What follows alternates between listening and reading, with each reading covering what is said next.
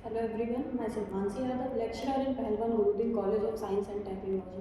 Previous class में हमने discuss करा था कि फार्मास्यूटिकल एड्स क्या होते हैं। हमने पढ़ा था जो भी हमारे एक्सिपिएंट होते हैं किसी भी ड्रग में, उन्हीं को हम फार्मास्यूटिकल एड्स कहते हैं। ये हम किसी भी फॉर्मुलेशन में उसको बल्क फॉर्म देने के लिए, उसको अच्छा अपीयरेंस देने के लिए, उसको अच्छा टेस्ट देने के लिए, उसको अच्छा कलर देने के लिए हम ये सारी चीज़ें यूज़ करते हैं, उसको स्टेबल करने के लिए। तो आज हम स्टार्ट करने वाले हैं उसके एग्जांपल्स के बारे में कि हमें ये पता है कि हम फार्मास्यूटिकल एड्स मिलाते हैं किसी भी ड्रग में, एपीआई और एक्सिपिएंट मिलाते हैं, फार्मास्यूटिकल एड्स हम यूज़ करते हैं, लेकिन क्या यूज़ करते हैं उसके लिए। तो हमारा जो पहला एग्जाम्पल है वो फिलर्स या फिर डाइल्यूएंट्स।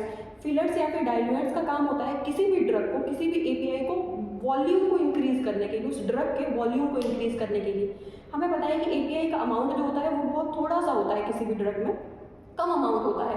तो बहुत थोड़े से अमाउंट में किसी भी ड्रग की प्रिपरेशन करने के लिए, उसकी फॉर्मुलेशन करने के लिए हमें ज़्यादा मेहनत लगेगी, दिक्कत आएगी उसको मैन्युफैक्चरिंग करने में। तो हम क्या करते हैं, उसको थोड़ा सा बल्क फॉर्म देने के लिए हम उसमें फिलर्स या फिर डाइल्यूएंट्स मिलाते हैं। ये कुछ एग्जांपल्स हैं, जैसे लैक्टोज हो गया, सेल्यूलोज हो गया, कैल्शियम कार्बोनेट हो गया। ये जो चीज़ें हैं हम एज अ फिलर्स यूज़ करते हैं किसी भी ड्रग में। नेक्स्ट है हमारा बाइंडर्स। बाइंडर्स हम यूज़ करते हैं किसी भी इंग्रेडिएंट को बाइंड करने के लिए। अब हम मान लो एपीआई ले लिया हमने, एक्सिपिएंट ले लिया, हमें उनको टैबलेट का फॉर्म देना है, तो उसको टैबलेट का शेप देने के लिए हम उसमें कुछ तो ऐसा मिलाएंगे जिसकी वजह से हम उसको जब कंप्रेस करेंगे तो कंप्रेस करने के बाद वो हमारा टैबलेट का शेप ले लेगा या फिर टैबलेट के फॉर्मुलेशन हो जाएगा।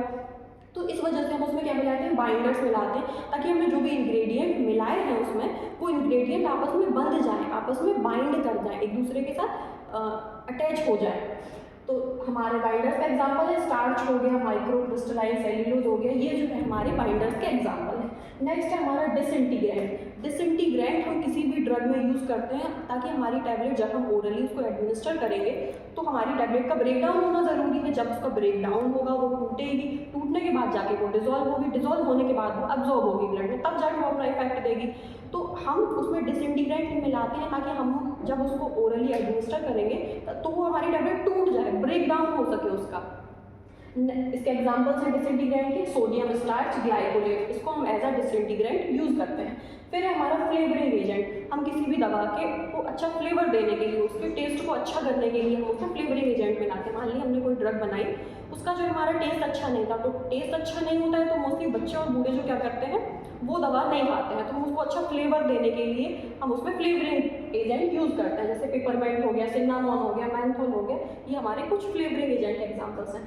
नेक्स्ट है प्रिजर्वेटिव। हम किसी भी ड्रग में प्रिजर्वेटिव यूज़ करते हैं ताकि हमारी जो दवा है वो लंबे समय तक चले।